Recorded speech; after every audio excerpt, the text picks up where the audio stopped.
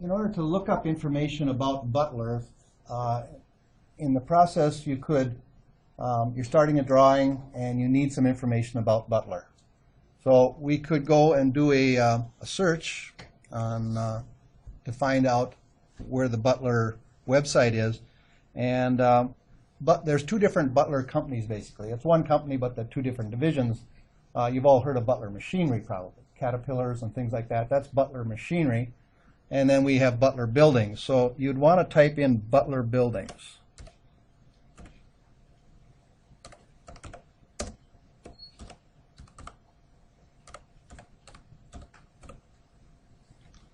And then you come up with Butler Building Systems and color charts and things like that. Let's just go to Butler Building Systems. And right here under the Butler Manufacturing home site, you'll see a gallery where you could look at images of buildings, get some ideas on how you might want your outside of your building to look. You could find a Butler Building Builder, products and systems, but we're going to look under specs and drawings. So if you clicked on specs and drawings, you would see there's a place that you could, let's just click on specifications for a second. And under downloads, they have specifications, a Canadian version and a CSI format United States. CSI stands for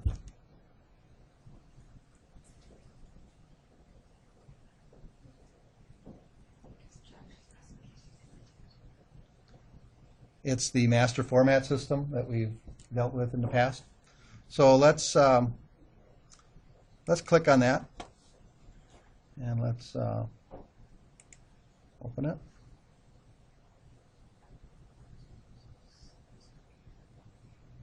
Now this is not something I'm going to require that you do for this project, but here's a spot where if you were developing a set of drawings and specs for a pre-engineered metal building Butler version, you could start to develop your specifications. It's kind of an example that you can just fill in the blanks on. And it's all on the master format version of it. So this is what an architect would do in order to start developing a set of specifications for a building. So it's generally laid out, and there just needs to be some information plugged in from the shop drawings that you get from Butler. I'm just going to close this because we're not actually going to do this.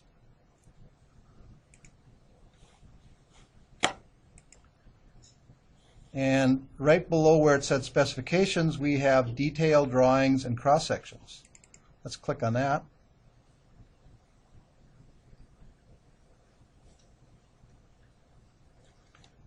And it comes up with some places where you can get different types of drawings. Okay, so you can get a DXF of a drawing. You can get an actual AutoCAD drawing, not a Revit drawing, but an AutoCAD drawing of it. It's 2D line work, so it's not really something we're going to use. And you can get a PDF. So let's just look at the wide span structure. Roof system is the Butler Rib 2. We're going to use a standing seam. Wall system is metal, and the section is a sidewall section, and it gives you a description of the section. I'm just going to click on this first one on the PDF, and that's a typical cross-section information. So it's similar to the one I just handed out to you, but in this case you'll notice that the girts on this drawing are inset girts versus bypassing girts. So this wouldn't be a correct section for you to look at. And it also had the Butler Rib 2 roof panel, and we're going to use the standing seam roof panel. So this wouldn't be a good version to look at. So I'll just close that one.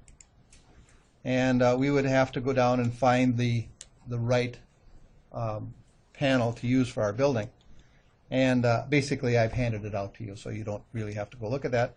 But let's just go down and look at a wide span with the roof system being the MR24 panel, which we're going to use. That's the standing seam panel.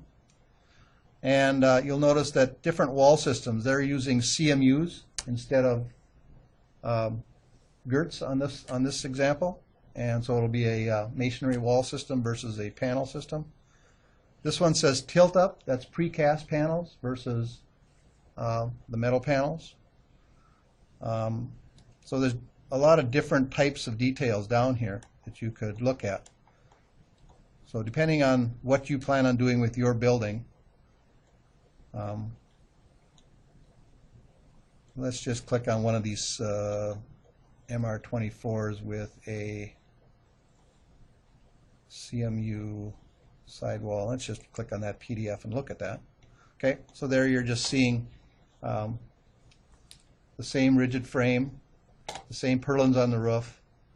In this case, we have the MR24 roof panel on it, and we have a masonry wall on the outside instead of girts.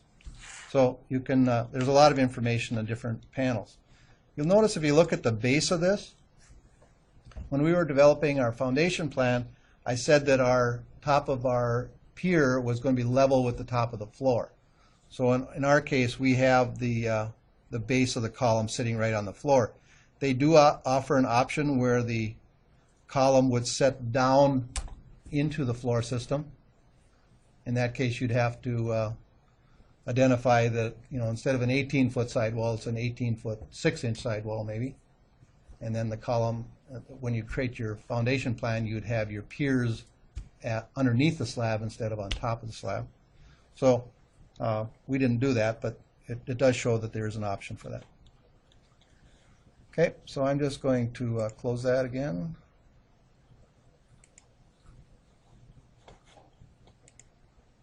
So all of that is fairly easily found. So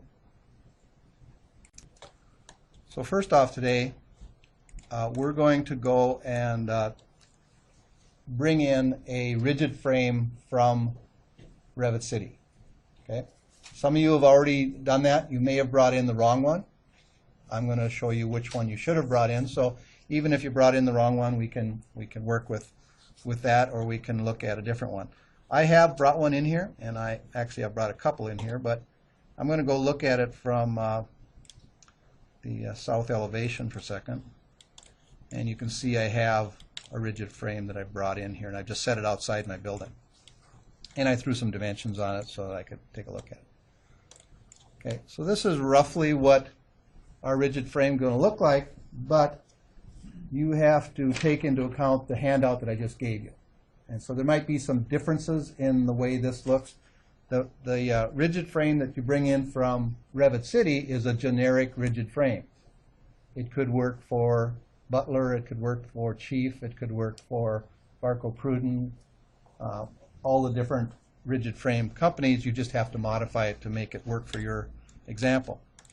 So you might notice here that on this end of the building I've done some modification, and it looks somewhat similar to the handout that you have. It's not exactly the same right now. And if I pan over to the other end, this is what the frame looked like when it came in from Revit City. So there was some changes I made to this side. So first off, let's go to Revit City and find one. Okay. So I'm going to go back to the internet.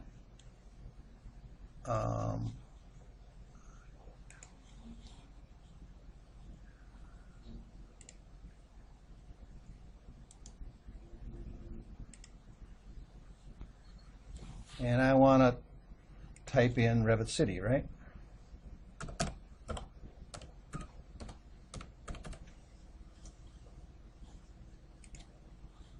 I want to go to Revit City Downloads, and I want to type in rigid frame.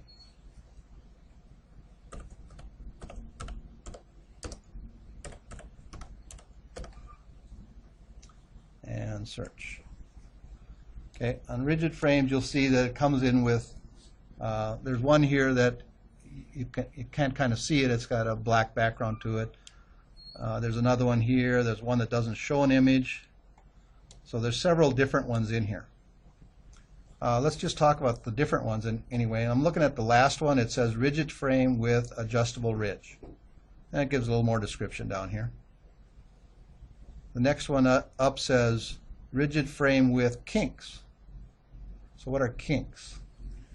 Kinks means that the beam part of the frame, the roof support, is going to be two different shapes. So it might come up from the haunch part where the column connects to it at a certain angle, and then it might change to a different angle halfway up the roof. So it would have a kink in the rafter part of the frame. So we don't want that. The one that doesn't have an image, we don't know what that's going to be until we really bring it up. The next one up, I've opened this one up, and I found a problem with it because when I brought it in, the flanges weren't centered on the web of the frame, and it could be fixed, but it takes a little work to fix it, so it has some flaws to it. This first one up here that has the black square around it is the one that I brought in, and that's the one that I think we should bring in because it works the best. So load that one, or open that one. So you could log in, and I'll just log in here, I guess. I've already brought it in, but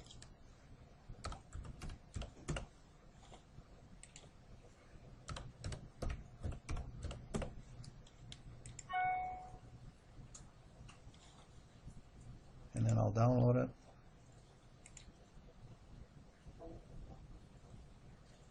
Okay. So this is the download. It hasn't been brought into my project yet, but this is what the download comes in like. Okay.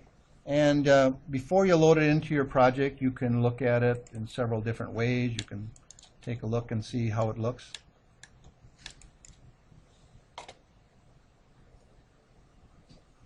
You can look at it from the back. You can look at it from the front. You can look at it from the left side or right side. So you can see all the different angles of it. What I want you to do is click up here where it says Load into Project and bring that into your project. I'm not going to because I already have it in there, so I'm just going to close mine.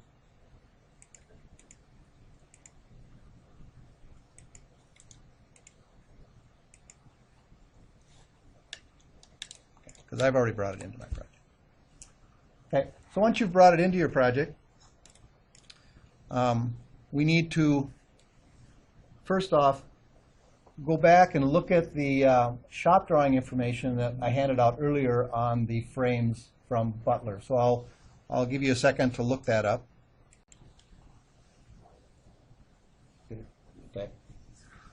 Okay, so there's a lot of modifications we can do to that. If we take a look at this frame that we brought in and just click on the frame and go to the properties again, when this frame was brought in, I don't know if you noticed it, but one of the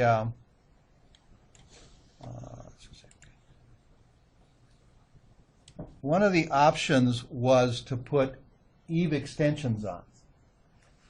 And if I'm zoomed in on here, and if you look under Properties and before you go to Edit, you'll see under Graphics there's an eave extensions box here that hasn't been checked. If I check that, it puts that little eave extension on. Okay.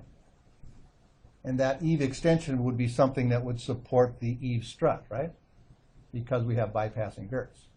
Now the eave strut for Butler isn't exactly that shape. So I'm going to turn that off for a second. So that is an option in this frame that we could do that. If you are using an American metal building, they do have that type of extension, so that would be something you want to add. Okay, I'm going to go to edit the family of this corner because I want to change this. So I'll click on the frame, highlight it in blue, go to edit the family. It comes in the 3D view. I want to go look at it from the elevations, probably the front. Okay, so I'm looking at it from this angle. Okay, so I want to edit the frame here. So first off, I'm going to click on, you can see as you go around it, you have different component parts. I'm going to click on this part and I'm simply going to delete it. So I deleted the sweep that was on that part, and then there's still an extrusion, so I'll delete that as well.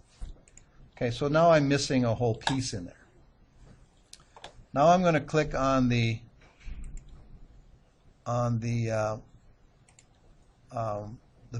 rafter beam part of this, and I'm going to want to get just the extrusion. So if I hit the tab key, I can collect just the extrusion part. So there's an extrusion with a sweep around it that creates the flange. So I want to edit the extrusion. So now I have that extrusion. I'm going to go to align. I'm going to start here. I'm going to bring that out here. I'm going to go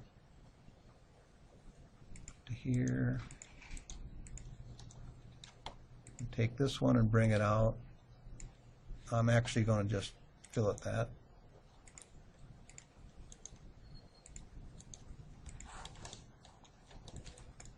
And I want the distance from there, here out to here to be 8 inches, right?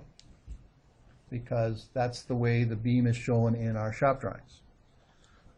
So I'm going to put a dimension on there. Now from inside of the sweep to the end of this, I want that to be 8 inches. So I'll click on that and change that dimension to 8.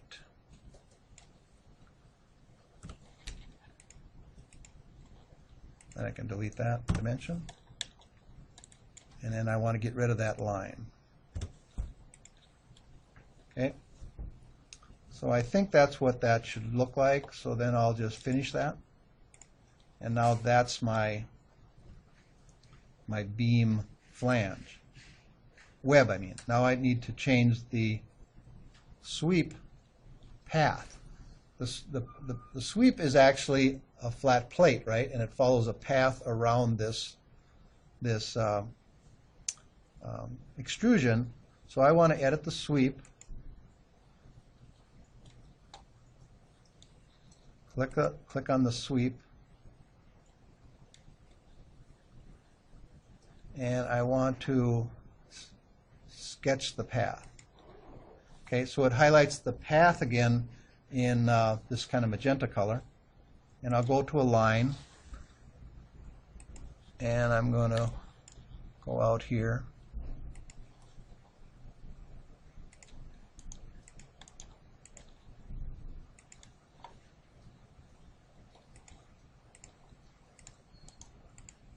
Okay, so I've modified that path, and I need to get rid of that line. And so I have that path around there now. The distance between the end of the flange and that line should be 1/4 inch, because that's what the thickness of my sweep is. So I'll just throw a dimension on here to verify that. Yeah, and it is 1/4. And then I'll just finish that. And finish that. Okay, so now I have that end the way I want it to look on my drawing, right?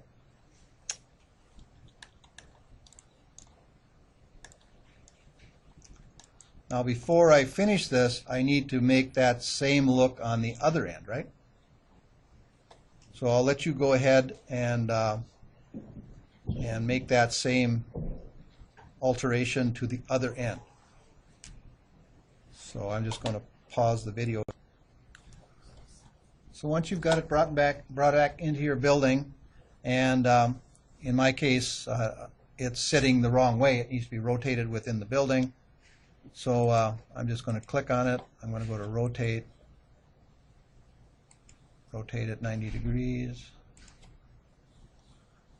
I put some dimensions on it, so it's going to give me a statement that says that the dimensions won't work, so I just want to delete those. I don't want them on it anyway at this point. So then I will just take probably and copy that multiple times from the intersection of the outside of it.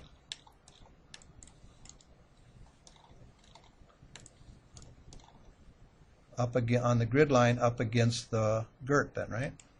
Oops. I guess I didn't get it in the right spot. Move it.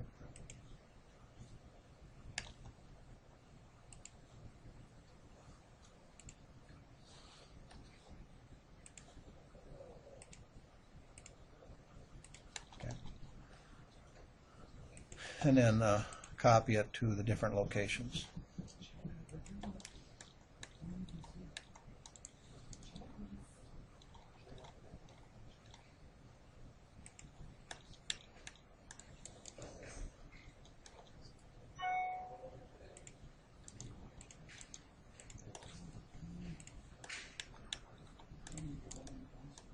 Now, if we look at our building from the isometric view,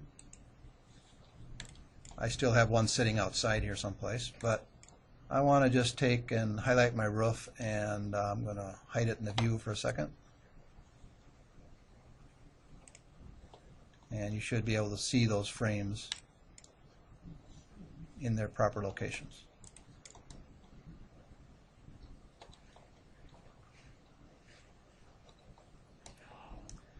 If you're zoomed out too far, you might notice that you see the end of the haunch through the panel. It's just because it's within 1.25 inches of the outside of the building. As soon as you zoom in, that'll disappear. So it's okay. It should be all right.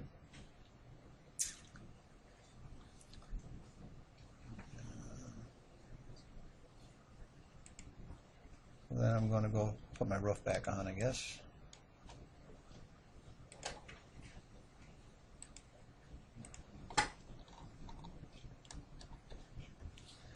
Okay, so that's how you bring in a rigid frame, make adjustments to it, make it match up with the right size building you have.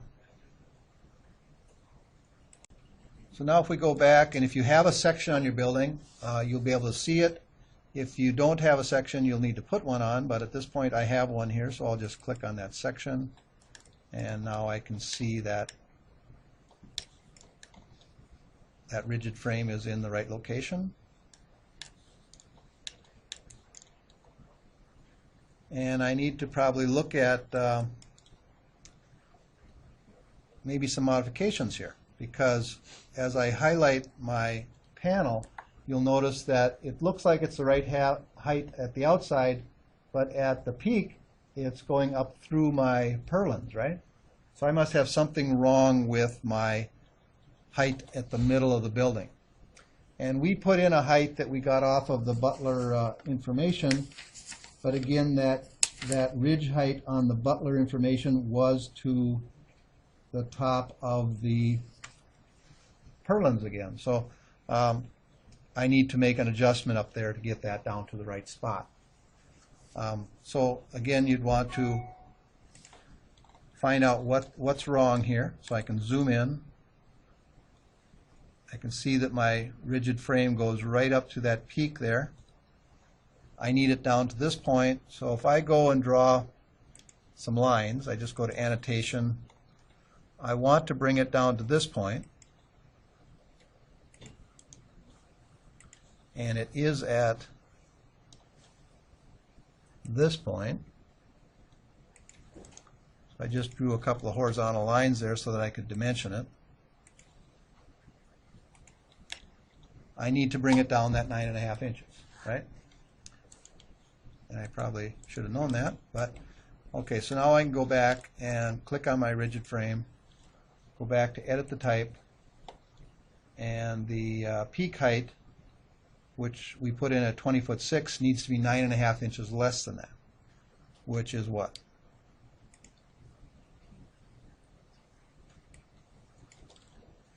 $19 foot.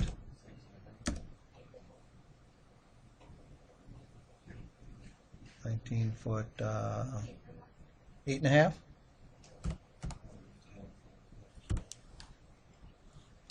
Apply that, say OK, and now it's down where it's supposed to be.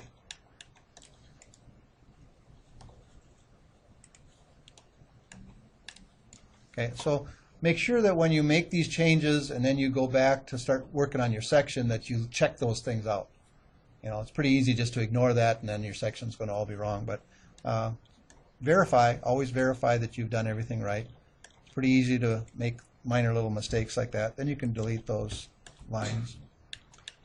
And now you're ready to start putting in purlins and girts and so forth.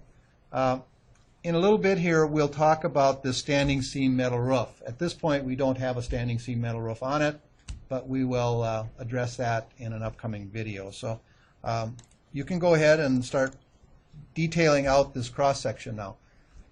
You're going to be drawing in the eave strut, the purlins, the girts as just line work. You don't need to create extrusions or anything for that, for this detail. So just go ahead and using the information that you have from your Butler information and the handouts I've given you, start to develop the section that looks like the handout I gave you today.